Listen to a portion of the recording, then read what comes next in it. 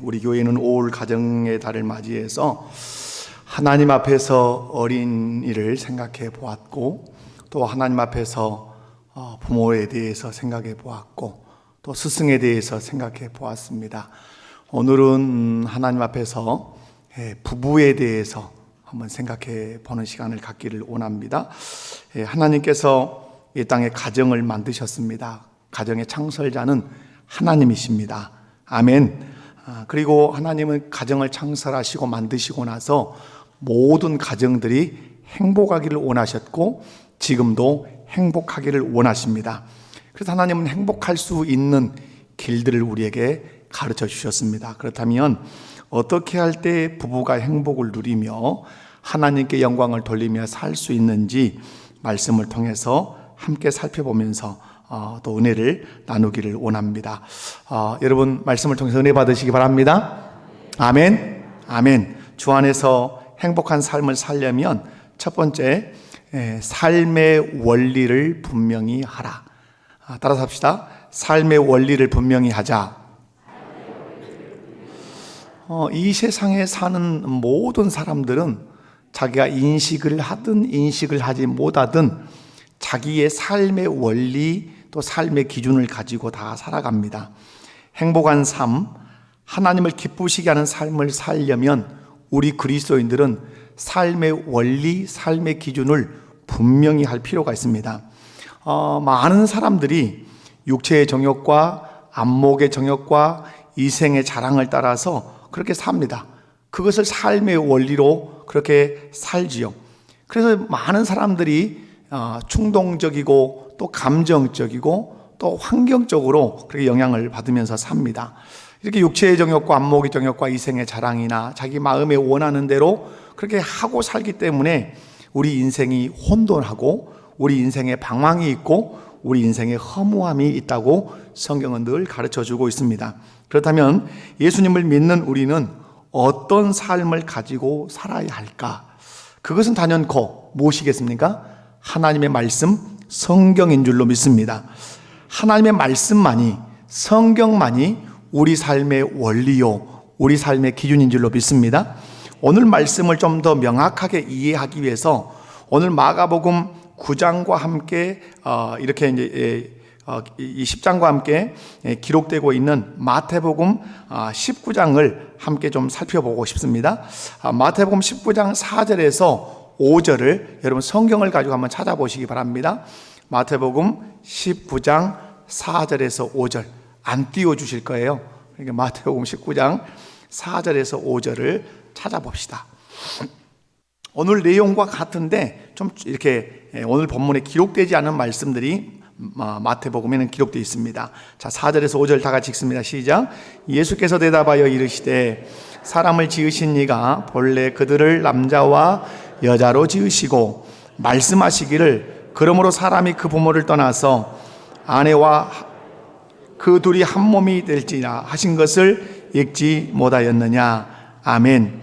자, 오늘 5절 말씀에서 눈여겨보아야 할 말씀이 말씀하시기를 이라는 말씀과 읽지 못하였느냐라는 말씀이에요. 자, 4절에서 5절을 좀 풀어서 설명하면 하나님께서 결혼에 대해서 말씀했다. 사람을 지으신 하나님께서 남자와 여자로 지어 놓으시고 말씀을 하셨는데 그 말씀이 부모를 떠나서 아내와 합하여 그 둘이 한 몸이 될지니라. 이 말씀을 읽지 못했느냐. 좀 설명하면 그렇죠. 하나님이 말씀했어요. 사람을 지으신 하나님이 결혼에 대해서 말씀했는데 그 말씀을 어디서 들을 수 있어야 된다? 기록된 성경을 통해서 들어야 된다. 그러므로 말씀하신 것을 어디서 읽어야 된다? 성경에서 읽어야 된다. 이렇게 말씀을 하십니다. 이 말씀을 통해서 예수님께서 우리에게 교훈하시고 가르치시는 것이 있습니다. 그것은 예수님을 믿고 하나님의 백성이 된 사람들은 결혼의 원리, 가정의 원리를 비롯해서 우리 모든 삶의 원리를 어디서 찾고 성경에서 찾고 그 성경의 원리를 따라서 살아야 한다는 사실을 우리 주께서 우리에게 가르쳐주고 계십니다. 왜 우리 인생이 방황하는가? 특별히 예수를 믿는다고 하면서도 왜 우리 삶에 방황이 있고 삶의 혼돈이 있고 무질서가 있는가? 왜 그럴까요? 예수님을 믿어 하나님의 백성이 되었다고는 하지만 뭐가 바뀌지 않은 걸까요? 삶의 원리가, 삶의 기준이 바뀌지 않았기 때문에 예수는 믿지만 여전히 육체의 정욕을 따라, 안목의 정욕을 따라, 이생의 자랑을 따라, 감정과 충동을 따라 살기 때문에 예수를 믿고는 있지만 우리 삶에 방황이 있고 혼돈이 있고 무질서가 있는 것입니다. 여러분 분명한 사실은 하나님의 말씀에서 우리 삶의 원리를 찾아야 우리의 방황이 끝날 줄로 믿습니다. 잠언 29장 18절도 한번 찾아봅시다. 잠언 29장 18절. 여러분의 성경이 막 여러분의 손때가 묻어서 그렇게 닳기를 바랍니다. 그래서 성경이 여러분의 몸에 다 있기를 바랍니다. 잠언 29장 18절 말씀입니다. 한 목소리로 읽습니다. 묵시가 없으면 백성이 방자히 행하거니와 율법을 지키는 자는 복이 있느니라. 아멘. 다시 한번. 묵시가 없으면 백성이 방자히 행하거니와 율법을 지키는 자는 복이 있느니라. 아멘이십니까? 아멘. 하나님의 말씀을 묵시라 이렇게 표현했습니다. 하나님의 말씀이 없으면 하나님의 백성이 어떻게 행한다고요? 방자하게 행한다 이렇게 말씀해요. 여기서 방자히 행한다는 말은 소나 말이 고삐를 풀어놓으면 어떻게 될까요? 지 가고 싶은 대로 가고 뛰고 싶은 대로 뛰는 것을 말해요. 그래서 이게 무슨 얘기냐? 예수 그리스도를 구주로 믿어서 하나님의 백성이 된 우리가 하나님의 말씀의 고삐에 붙들리지 않으면 우리는 고삐 풀린 소처럼, 고삐 풀린 말처럼 자기 마음대로 뛰어다니는 삶, 방황하는 삶, 방자히 행하는 삶을 살게 된다는 사실이에요. 감정을 따라서, 충동을 따라서 세상의 영향을 그렇게 받으면서 살게 된다는 것이죠. 그러나 오늘 잠언 29장 18절 말씀 보면 묵시가 없으면 백성이 방자히 행하지만 율법을 지키는 자는 뭐가 있도다? 복이 있도다. 아멘. 여러분이 하나님의 말씀을 지켜서 복 있는 자가 되시기를 주님의 이름으로 축원합니다. 그럼 율법을 지키는 자가 어떤 복을 받는가? 여호수아서 1장 7절로 가보겠습니다. 여호수아서 구약성경 창세기, 출애굽기, 레위기, 민수기, 신명기, 여호수아. 성경은 왜 가지고 다니시죠? 찾아서 읽고 읽은 말씀을 실천하기 위해서 여호수아서 1장 7절입니다. 자, 우리 다 같이 여호수아서 1장 7절을 읽습니다. 시작.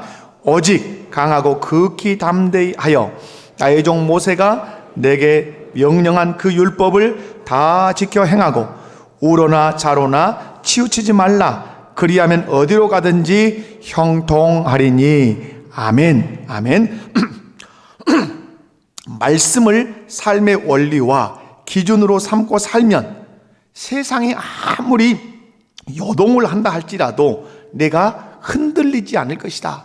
하나님의 말씀을 삶의 원리로, 삶의 기준으로, 삶의 법으로 삼고 살면 좌로, 우로 치우치는 일이 없이 정도를 걸을 것이다. 이 말씀에. 그래서 말씀을 삶의 원리와 기준으로 삼고 사는 그 사람에게 어떤 역사가 있을 거다? 형통함의 역사가 있을 것이다. 아멘. 여러분의 삶에 힘들고 어려운 일을 딱 만난 분들이 있을 수 있어요. 경제적으로도 그렇고 가정 문제도 그렇고 자녀 문제도 그렇고 우리 삶에 많은 문제들이 야기될 수 있어요. 그때 여러분이 조사하고 검사해야 될 것이 뭐냐면 내가 경제관을, 물질관을 성경의 기준을 가지고 물질관을 가지고 살았는가? 부부의 어려움이 있으면 남편과 아내가 성경이 말씀한 대로 남편이 아내를 대하고 아내가 남편을 대했는가? 그걸 조사할 필요가 있고, 자녀들이 방황을 하면 내가 자녀들을 양육할 때 성경을 삶의 원리로 삼고 성경을 삶의 기준으로 삼고 아이들을 말씀을 따라서 양육했는가? 그걸 잘 점검해 볼 필요가 있어요. 여러분, 대부분 말씀을 제쳐놓고 내 생각과 내 경험과 아니면 감정과 충동을 따라서 물질을 대하고 부부간에 서로를 대하고 자녀를 대하기 때문에 거기서 문제가 형통함이 사라지고 문제가 등장했다 이 말입니다. 사랑하는 성도 여러분, 어떤 일이 있어도 감정과 충동에 따라 살지 않는 우리 목포교회 모든 성도들 되시기 바랍니다. 여러분은 오직 하나님의 말씀만이 내 삶의 원리고 내 삶의 기준이고 내가 삶에서 지켜야 할 법이라고 말씀을 삶의 원리로 삼고 사는 우리 목포교회 모든 성도들 되시기 바랍니다. 그렇게 할 때 진정으로 하나님 주시는 행복, 하나님 주시는 형통을 누릴 수 있다고 성경이 약속하고 있습니다. 5월 21일이 부부의 날이었습니다. 둘이 하나가 되는 날. 여러분, 여러분의 가정에서 남편과 아내가 갈등하지 않고 서로 부딪히지 않고 서로 귀히 여기며 행복한 삶을 사는 첫 번째 길, 그것은 하나님의 말씀을 삶의 원리로 삼고 남편을 대하고 아내를 대할 때 여러분의 부부관계가 행복해서 가정이 하나님의 영광을 드러낼 줄로 믿습니다. 아멘. 두 번째, 주 안에서 행복한 삶을 살려면 서로를 존귀하게 여기라. 따라서 합시다. 서로를 존귀하게 여깁시다. 우리가 이 땅에 살면서 죽고 싶을 만큼 비참하다고 생각될 때가 있어요. 여러분, 그런 걸 경험해 본 적 있습니까? 정말 내가 비참하다. 내 인생이 처참하다. 정말 죽을 수만 있으면 죽어버리고 싶다. 이런 비참함을 혹시 경험한 적이 있으십니까? 여러분, 어느 때 우리가 비참하다는 생각을 하게 될까요? 어느 때? 오늘 1부 예배 때는 대답을 하셨는데 2부 예배 때는 마스크를 다 쓰셔서 대답을 안 하시는 것 같은데, 여러분, 다른 게 아니죠. 인격적으로 처참하게 짓밟힐 때, 무시당할 때 내가 비참하다, 내가 너무 초라하다, 이런 생각을 하게 됩니다. 여러분, 며칠 전에 아파트 경비원께서 13층에서 뛰어내려서 돌아가시는 일이 발생을 했어요. 그분이 그렇게 죽음을 선택했던 것은 다른 데 있잖아요. 배가 고파서? 입을 옷이 없어서? 돈이 없어서? 그가 극단적 선택을 한 게 아니에요. 그분이 그런 극단적 선택을 한 이유는 처참하게 인격이 짓밟히고 무시를 당했기 때문에 그가 그런 극단적 선택을 하게 된 거예요. 여러분, 자기를 괴롭힌 사람은 자기보다 훨씬 나이가 어린 사람이었어요. 그런데 그 사람은 물질도 있고 연예기획사의 대표이기도 했어요. 그러나 그 사람의 인격이 되지 못했어요. 무시하고 욕하고 협박하고 그랬던 거죠. 여러분, 그러니까 이 경비원 아저씨가 죽고 싶은 생각만 든 거야. 그래서 아파트 옥상으로 올라가기 위해서 첫 번째 문을 열었는데 잠겨져 있어서 실패를 했어요. 그러나 끊임없는 그런 문자와 유협이 와서 그런 결국은 13층에 뛰어내려서 죽었어요. 무시당할 때, 인격이 처참하게 짓밟힐 때 마지막 사람이 생각하는 것은 죽고 싶다예요. 그러나 우리가 행복하다고 느낄 때가 있어요. 그때가 어느 때입니까? 여러분, 언제 행복하십니까? 언제? 돈 많이 가지면, 좋은 차 타면, 좋은 집에 살면? 여러분, 이게 절대적인 게 아니에요. 그것이 아무리 있어도 아까처럼 무시하고 인격을 짓밟으면 좋은 집이 의미가 없어요. 좋은 차도 의미가 없어요. 많은 물질도 의미가 없어요. 식탁에 신김치에 된장국에 그냥 먹어도 내 앞에 앉아있는 남편이 여보 고마워요. 당신이 하는 모든 반찬은 늘 맛있어요. 당신이 해준 이 식탁이 나는 늘 내 건강을 지켜준다고 그렇게 인정하고 존귀하게 여길 때 아내는 어쩌죠? 뭐가 나요? 살 맛이 나요. 살 맛이. 그리고 식탁 앞에 앉아있는 남편을 향해서 아내가 말해요. 당신이 우리 가정을 건사해줘서 늘 고마워요. 당신이 있기 때문에 우리 가정이 든든한 것 같다고, 늘 건강하기를 나는 늘 기도한다고 그렇게 인정할 때 남편은 살 맛이 나요. 밥맛이 나요. 살 맛이 나요. 의욕이 충천해요. 여러분, 우리가 살 맛이 나고 밥맛이 나고 살 의욕이 나는 것은 환경에 있지 않아요. 물질에 있지 않아요. 어떨 때 살 만나는 거요? 상대가 나를 귀하게 여겨줄 때, 당신 존귀한 사람이야, 당신은 정말로 소중한 사람이야 라고 존중할 때, 여러분 남편으로서, 아내로서, 또 자녀로서 행복할 때가 언제일까요? 그건 다른 때 아니에요. 남편은 아내로부터, 아내는 남편으로부터, 자녀는 부모님으로부터 귀하다는 그 사인을 계속해서 받을 때, 존귀하고 정말로 소중하다는 그 인정과 지지를 받을 때 남편, 아내, 자녀는 정말 살맛이 나는 거예요. 좋은 명품 핸드백을 들지 않아도, 산의 진미 좋은 그 음식이 차려져 있지 않아도, 존중하며 귀히 여기며 지지하는 가족으로 모여 있을 때 거기에는 웃음꽃이 있고 거기에는 진정한 행복이 있는 것이에요. 많은 것을 가지지 않았어도 행복할 수 있는 비결이 있어요. 남편이 아내를 존중하고, 아내가 남편을 귀히 여기고, 부모가 자녀들을 사랑으로 격려할 때 그 가정이 행복한 가정이 될 줄로 믿습니다. 아멘. 그렇다면 남편과 아내가 서로를 사랑하고 존귀하게 대할 수 있는 길이 무엇이냐 하는 거예요. 여러분, 이 세상은 많은 것들을 물질적 관점으로 이렇게 해요. 그래서 자꾸 물질적 관점으로 사람을 대하려고 해요. 돈이 많으면 존중하려고 하고, 뭔가 피카반짝한 메이커 옷을 입으면 저 사람은 좀 뭔가 있는 사람인 모양이다 하고 마음을 굽신거리려고 하는 그런 마음이 우리 안에 언제인지 찾아와 있어요. 여러분 거기에서 우리가 사람을 존귀하게 여기고 사랑할 수 있는 원리가 거기에 있지 않아요. 오늘 6절 말씀을 보면, 여러분 오늘 마가복음 10장 6절을 보면 이렇게 기록하죠. 창조 때로부터 사람을 남자와 여자로 지으셨으니, 여기에 존귀하게 여기는 원리가 들었어요.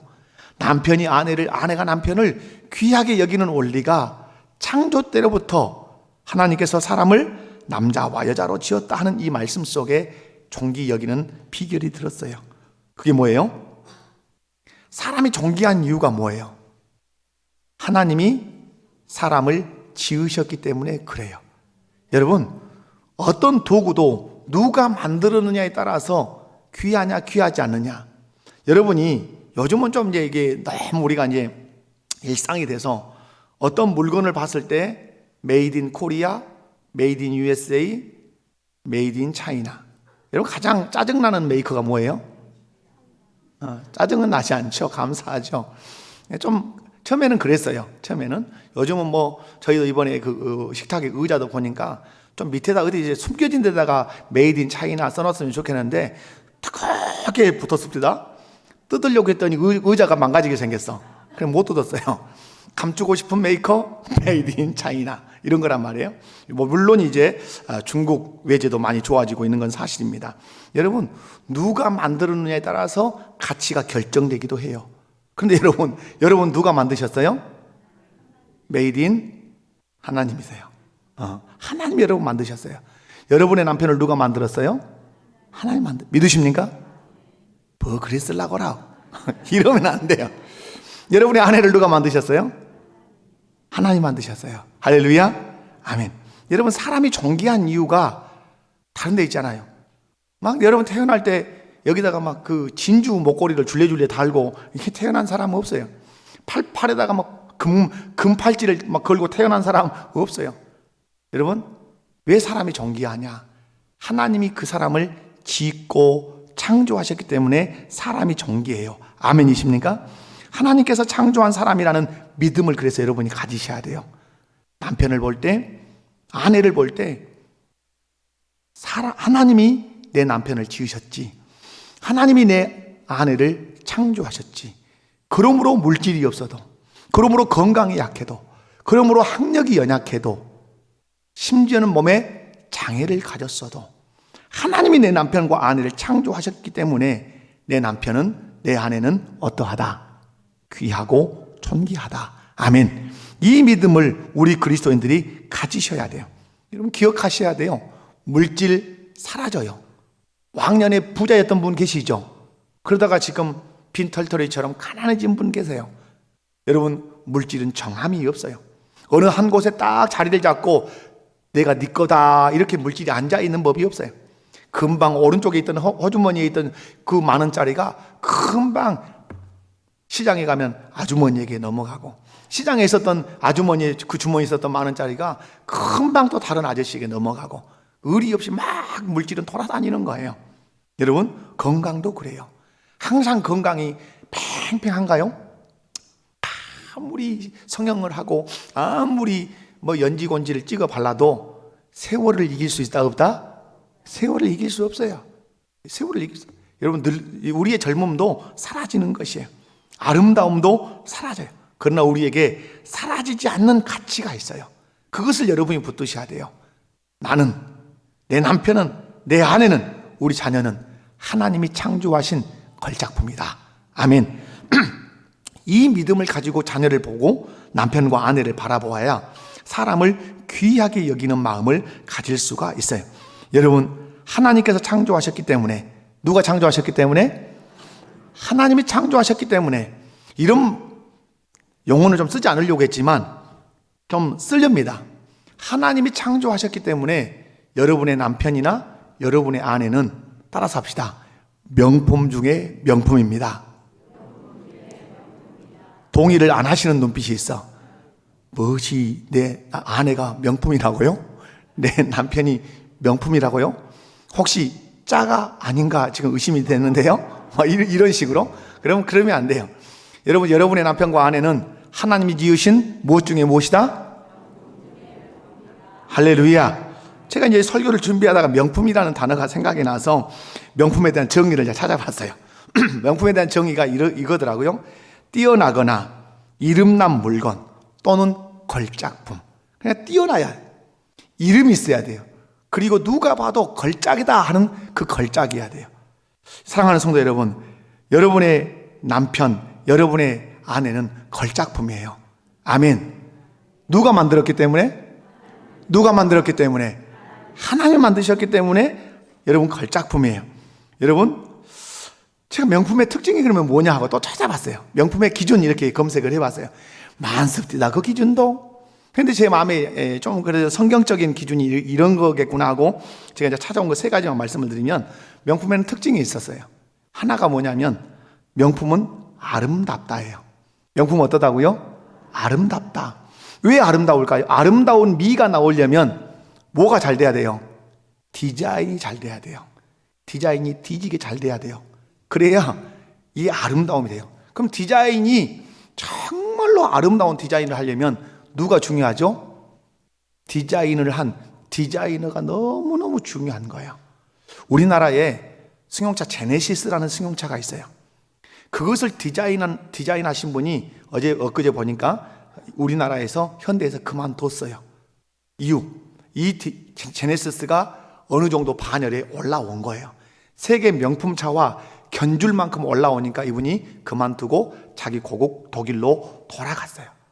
왜 제네시스라고 하는 명품차가 탄생할 수 있는가? 그건 디자인이 아름답기 때문일 뿐만 아니라 그 디자인을 한 디자이너가 아주 탁월한 실력을 가지고 있기 때문에 그래요.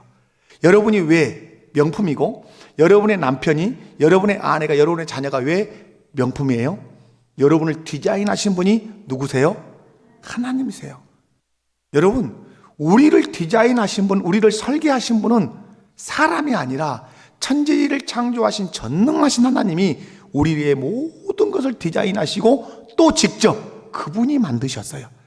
아무리 디자인을 잘해도 만든 사람이 실력이 형편이 없으면 엉망인 것이 나오는 거예요. 그러므로 디자이너도 뛰어나야 되지만 만드는 사람도 실력이 출중해야 되는 거예요. 그런데 여러분, 하나님은 여러분의 남편과 아내와 여러분의 자녀들을 하나님이 디자인하셨을 뿐만 아니라 하나님이 만드셨어요. 그렇기 때문에 가장 존귀한 거예요. 아멘이십니까? 명품에는 또 다른 특징이 있더라고요. 뭘까요? 같아요. 한번 맞춰봐요. 명품은 희소성이에요. 뭐라고요? 희소성. 귀하다. 귀하다. 명품은 많지 않아요. 세계에서 몇 개. 그런데 아름다워. 그것이 명품이에요. 여러분의 아내 명품이래요. 희소성이요. 몇 개 없는 것이 아니라 몇 개밖에 없어요? 게라해서 죄송합니다. 한 사람밖에 없어요. 여러분의 아내 몇 사람밖에 없다고요? 똑같은 것 있어요, 없어요? 없어요. 없다니까 기분이 나쁘신가요? 없어요. 여러분, 여러분의 남편 몇 사람밖에 없어요? 한 사람. 똑같은 남편이 있어요? 없어요. 창조 이래에 예수님 다시 오실 때까지 내 아내와 똑같은 사람 있다 없다? 없어요. 내 남편과 똑같은 사람 있다 없다? 없어요. 오직 한 사람. 저에게는 오직 장해숙 한 사람. 없어요. 다른. 그래서 아주 희소성이에요. 하나밖에 없어, 하나밖에. 그래서 어때요? 소중해요. 여러 개 있으면 하나 깨뜨려도 괜찮아요. 하나밖에 없으니까 깨뜨려지면 안 돼. 그래서 성경에 아내를 표현할 때 아내는 연약한 그릇이다. 명품이냐 명품이 아니냐를 구분하는 방식이 있다고 여러분 아시죠? 여자분들 핸드백을 들고 다니시는데 옛날 얘기니까 다 알 거예요. 저는 완전히 소식이 늦어서 명품이냐 아니냐를 알 때는 느닷없이 소나기가 올 때래요. 소나기가 오는데 그 백을 비가 온다고 이렇게 들고 막 달리면 그것은 명품이 아니래요. 명품이라는 것을 알 수 있는 것은 아무리 비가 와도 그 비를 맞으면서 가슴에 품고 옷에 넣고 달리면 그건 분명 명품이래요. 여러분, 여러분의 아내를 명품으로 여기는 방식이 거기에 있어요. 귀하게 여기면 여러분은 여러분의 아내를 명품으로 여기고 있는 거예요. 말 한마디 할 때 존귀하게 하고 귀하게 하고 인격적으로 하고 어떤 어려움이 있을 때는 늘 막아서고. 죄송합니다. 팔불출 같아서. 제가 우리 목포교회 담임 목사잖아요. 그리고 과거 이제 지난날 교회 사역을 했잖아요. 제가 늘 제 아내에게 하는 얘기가 있습니다. 여보, 항상 내 뒤에 숨어. 제가 항상 이렇게 얘기합니다. 어떻게 하라고요? 내 뒤에 숨어. 이렇게 얘기합니다. 교회에는 성도들이 많기 때문에 이 얘기 저 얘기 들으면 많은 어려움이 있을 수 있어요. 근데 우리 목포교회는 그런 분들이 안 계셔서 너무 좋아요. 그런데 여러분, 어려움이 있을 때 제가 항상 얘기해요. 누구 뒤에 숨어라? 내 뒤에 숨어라. 제가 제 아내를 귀히 여길 수 있는 하나의 방식이에요. 내 뒤에 숨어라. 내가 보호해 줄게. 힘 닿는 데까지 내가 보호해 줄게. 내 뒤에 숨어라. 그래서 제가 여담이지만 제 천혜교회 있을 때 그 교회는 새벽에 밥을 해요. 밥을. 우리는 이제 이렇게 식사를 해주시는 분들이 이제 계시잖아요. 그래서 근데 사모님이 가야 될 거냐 말아야 될 거냐 첫 주일에 갈등이 생겼을 거 아니에요? 제 아내가 제가 가라 했을까요? 가지 마라 했을까요? 어떻게 잘 아세요? 가지 마라 그랬어요. 여보 가지 마. 가야 되는 것 같은데 아니 가지 마. 당신이 가서 이건 어떻게 해요? 그러면 친절하게 가르쳐주는 분도 계시지만 이것도 모르세요? 그러면 당신 상처받을 거야. 그리고 이건 이렇게 하면 좋겠어요 라고 하면 여전도 회장님은 이렇게 하려고 마음먹었는데 당신이 이렇게 말하면 어찌할 바를 모르지 않겠냐. 그것 때문에 어려움을 겪을 수 있어. 그러니까 여러 가지 의미를 그래서 제가 그랬죠. 식당에 나오지 않는다는 그 하나만 욕먹어라. 우리 사모님은 식당에 나오지 않아 하는 그 하나만 욕먹고 다른 욕은 먹지 마라. 다른 얘기하면 내 뒤에 숨어라. 내가 말할게. 이렇게 했어요. 팔불출이죠. 네, 제 아내는 이 지구상에 하나밖에 없어요. 그래서 제가 귀히 여겨주지 않으면 남들이 깨뜨릴 수 있어요. 뿐만 아니라 명품은 가치가 높아요. 가격으로 매기면 환산이 불가능한 게 명품이에요. 여러분의 남편이 값이 비싸다고 생각하십니까? 여러분의 아내가 값이 비싸다고 생각하십니까? 값으로 쳐서 죄송합니다. 여러분의 남편은, 여러분의 아내는, 여러분의 자녀는 계산 불가해요. 계산기를 두들기면 계산기가 뭐가 날까요? 에러가 나요. 삐리삐리삐리 계산 못하겠음. 왜 그럴까? 하나님이 값을 매겨주셨어요, 우리에게. 네 남편은, 네 아내는, 네 자녀들은 천하보다 귀하단다. 아멘. 이 건물을 짓는데 얼마가 들었겠어요? 저 비전센터를 짓는데 얼마가 들었을까요? 뭐 수십억이 들었겠죠. 이 건물만 해도 수십억이에요.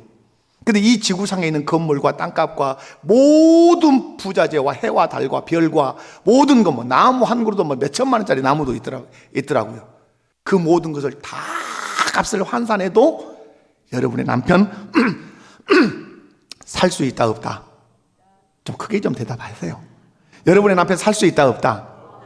여러분의 아내 살 수 있다 없다? 그렇게 존귀해요. 아멘. 천하보다 귀한 네 남편, 천하보다 귀한 네 아내, 천하보다 귀한 네 자녀. 주님이 그렇게 값을 매겨주셨어요. 여러분에게 질문할게요. 여러분의 남편을, 여러분의 아내를, 여러분의 자녀를 그렇게 귀히 여기며 사셨습니까? 사시기를 바랍니다. 그렇게 사시기를 축원합니다. 아멘. 그러나 사람의 존귀함은 하나님이 창조하셨다는데 거기에서 멈추지 않아요.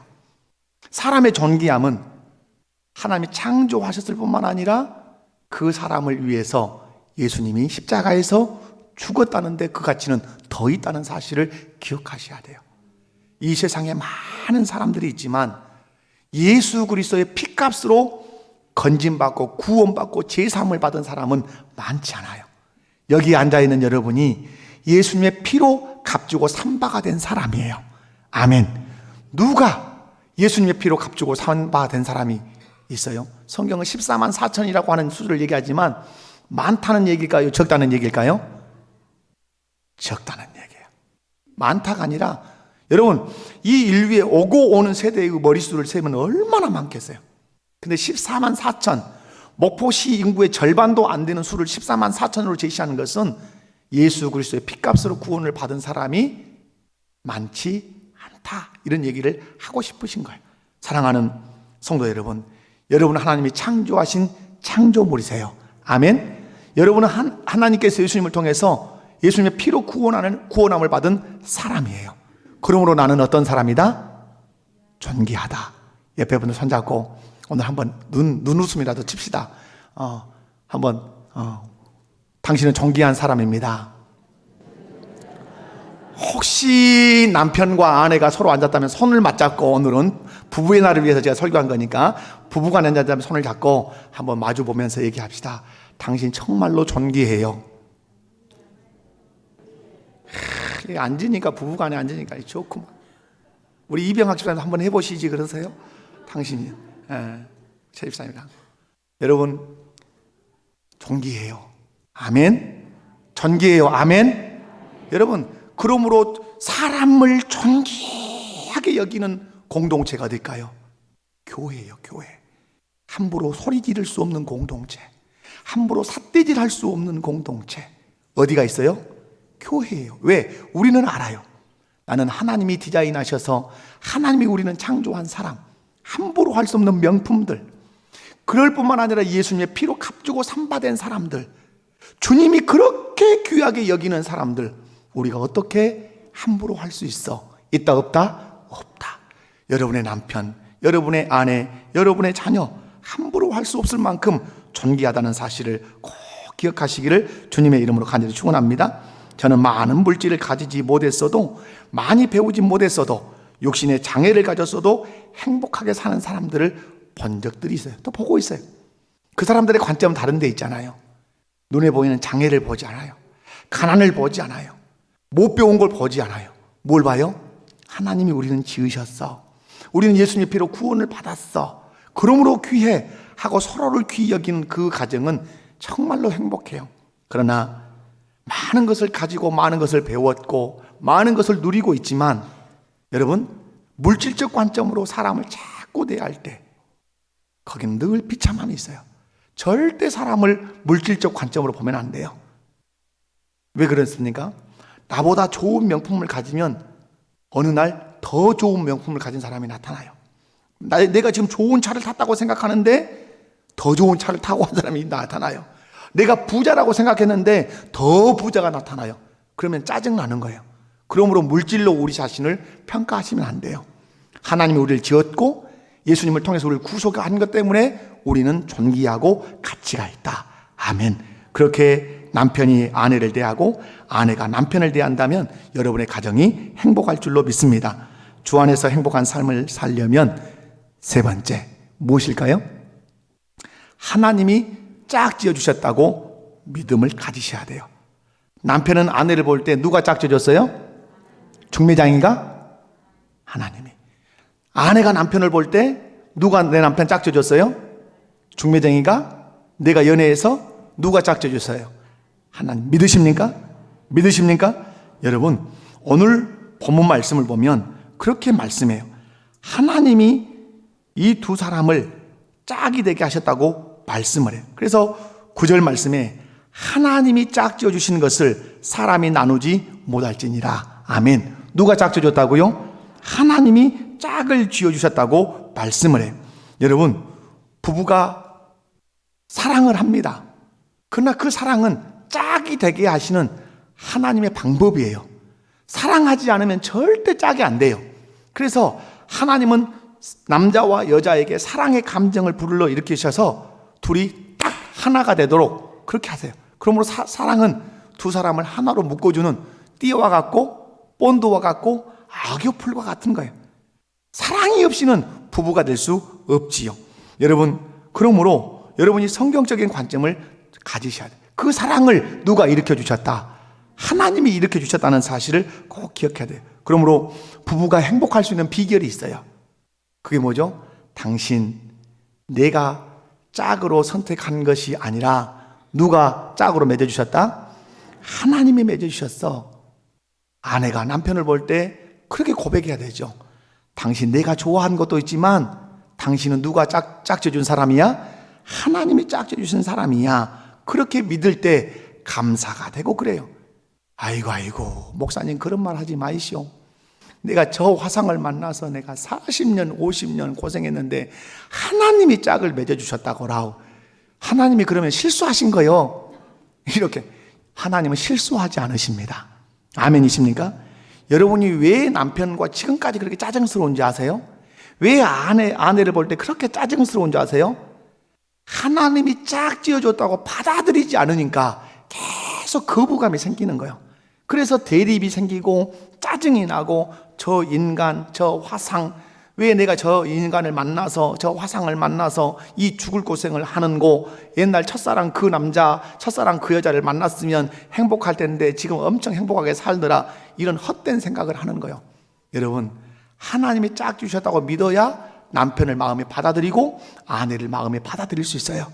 이것이 행복의 중요한 비결이에요. 아멘. 아멘.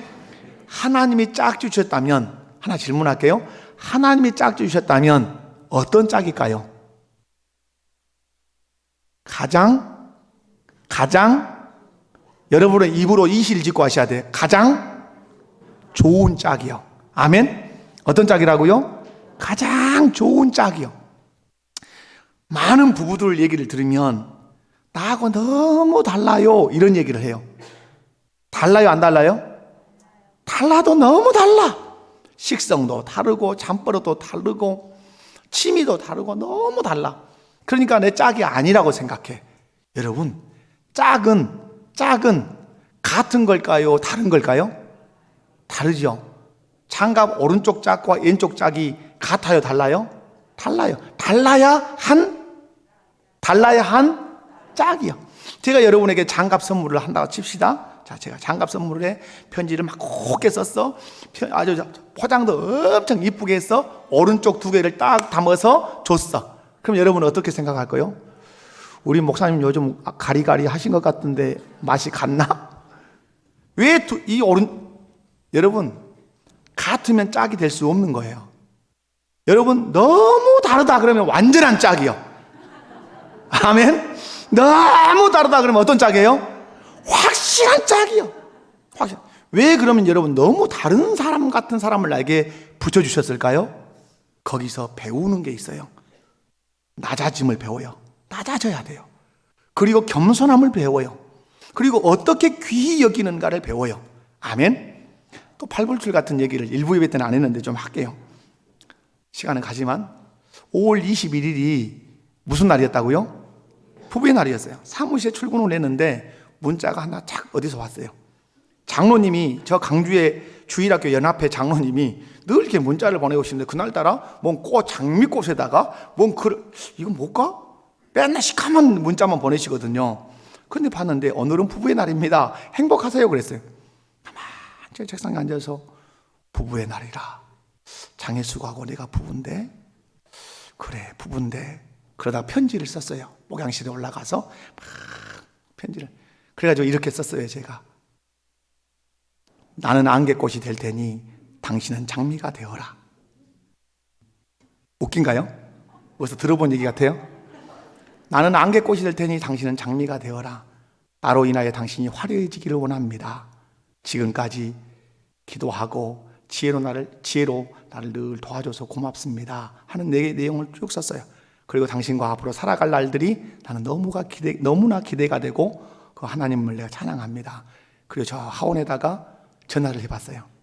부부의 날은 어떻게 한대요? 그랬더니 장미 10송이의 안개꽃 해도 되시고요, 20송이의 안개꽃 하셔도 되세요. 제가 우리 박미자 집사님 집에 갔어야 되는데 급해서 못 갔어요. 그래서 장미꽃에 안개꽃을 받쳐서 다 갖다 서프라이즈를 했어요. 아내가 비전센터로 목양실로 온다는 거예요. 어디요? 그랬더니 엘리베이터 앞에 섰대요. 지금 1층에. 제가 딱 3층 엘리베이터 뒤에 안개꽃, 이 장미꽃을 숨기고 섰어요. 쫙 엘리베이터 열리잖아요. 쫙 제가 받쳤어요. 깜짝 놀라는 장혜숙이었어요. 여러분, 여보 오늘 무슨 날이에요? 당신 맞춰봐. 당신한테 프로포즈 한 날일까? 나는 그날 기억 못해요. 그래서 편지를 줬어요. 그래서 부부의 날이라고 그랬어요. 그랬더니 하루 종일 기뻐하고 하루 종일 좋아하고, 그리고 저희 집에 화병이 없어서 삼다수병 잘라가지고 거기에다가 푹 담궈놨어요. 얼마나 좋아하는지 몰라요. 여러분, 제가 여기서 말씀을 드리려고 하는 건 다른 게 아니죠. 하나님이 내게 짝으로 주셨기 때문에 저는 늘 마음속에 다짐해요. 귀하게 여겨줘야지, 존귀하게 여겨줘야지, 내가 귀하게 여길 거야. 하나님이 창조하셨으니까, 하나님이 핏값으로 사셨으니까 내가 내 아내를 귀하게 여기겠습니다. 귀하게 여길 수 있도록 하나님 도와주세요. 늘 그렇게 기도하며 살아갑니다. 사랑하는 성도 여러분, 그러므로 하나님 말씀해요. 하나님이 짝을 지어줬기 때문에, 귀하기 때문에 그 짝을 나눌 수 있다 없다? 나눌 수 없다. 감히 내가 짝 지어줬는데 사람인 네가 나눌 수 있어? 나눌 수 없어. 그렇게 말씀해요. 왜 나눌 수 없죠? 언약을 맺었기 때문에 그래요. 결혼할 때 장혜숙과 제가 서서 김용훈 목사님이 주례를 했는데 이렇게 질문했겠죠. 서약할 때 하나님과 여러 증인 앞에서 묻습니다. 주님이 부르시는 그날까지 이 혼인 서약을 잘 지키겠습니까? 네. 더 크게 하십시오. 네. 언약했죠. 그 언약을 깨뜨릴 수가 없는 것이죠. 사랑하는 성도 여러분, 왜 우리 마음에 서로가 나뉘는 마음이 생깁니까? 그건 다른 데 있지 않죠. 뭔가 상처가 있고 아픔이 있기 때문에 그래요. 그러나 그것이 우리를 나눌 수 있는 길은 아니라는 사실을 기억하시기 바랍니다. 신랑 되신 예수님과 신부된 교회가 나눌 수 없듯이 신랑과 그 신부인 남편과 아내는 나눌 수 있다 없다? 없다 하는 사실을 기억하십시오. 말씀을 정리합니다. 주 안에서 행복하게 사십시오. 주 안에서 행복하게 사십시오. 아멘. 그러려면 삶의 원리를 하나님의 말씀으로 세워서 남편을 볼 때, 아내를 볼 때 성경에서 어떻게 하라고 했는지를 늘 바라보면서 사시기 바랍니다. 뿐만 아니라 하나님이 창조하시고 우리 주님이 구속한 사람이기 때문에 귀하다는 사실을 기억하고 남편을 대하고 아내를 대한다면 여러분 행복할 줄 믿습니다. 또한 하나님이 짝을 지어주었기 때문에 죽음 위에는 나눌 수 없다는 사실을 기억하고 하나님이 맺어주신 짝이야, 가장 좋은 짝이야 라는 관점으로 남편이 아내를, 아내가 남편을 바라본다면 여러분의 가정은 주님이 여러분을 부르시는 그날까지, 죽음으로 여러분은 둘을 갈라놓을 그때까지 행복하고 행복한 삶을 살게 될 줄로 믿습니다. 기도하겠습니다. 아버지 하나님 감사합니다. 우리를 창조하시고 구속하시고 우리에게 삶의 원리인 성경을 주시고 우리로 하여금 남편과 아내가 짝되게 하셨으니 주여 하나님으로 인하여 행복하게 하옵소서. 예수님의 이름으로 기도하옵나이다. 아멘. 아멘.